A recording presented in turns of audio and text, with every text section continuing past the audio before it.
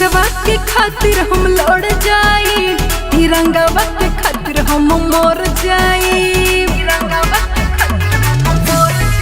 हो अपना देशवा के खातिर हम लड़ जाई, तिरंगावा के खातिर हम मर जाई। हमर देशवा के है तो सन बाटे हो,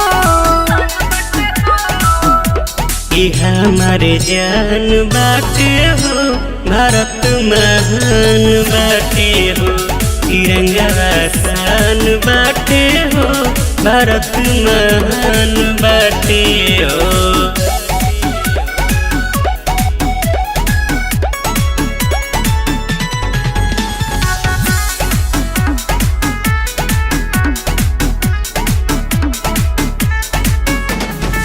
देशवा के कोना कोना भारत माता गूंजे, देश के भक्त सब तिरंगवे के पूजे। कतना भइल बाड़े में कुर्बान हो, जीते जे गइल बाटे कतना के जान हो।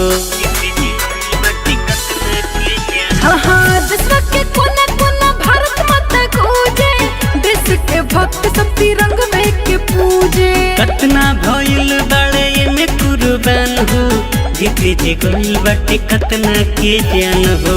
पीछा पड़ल सुना पाकिस्तान बाटे हो, कबो न सुधरी। ई हमारे जान बाटे हो, भारत महान बाटे हो, तिरंगा शान बाटे हो, भारत महान बाटे हो।